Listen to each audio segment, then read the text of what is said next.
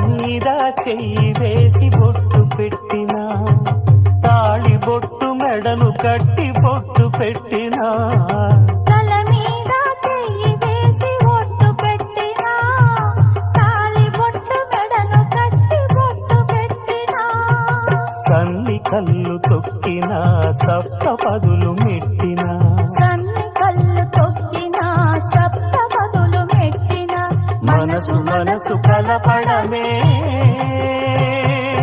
మంత్రం పరమార్థం. శ్రీరస్తు శుభమస్తు, శ్రీరస్తు శుభమస్తు. శ్రీకారం చుట్టుకుంది పెళ్లి పుస్తకం, ఇక ఆకారం దాచుతుంది కొత్త జీవితం.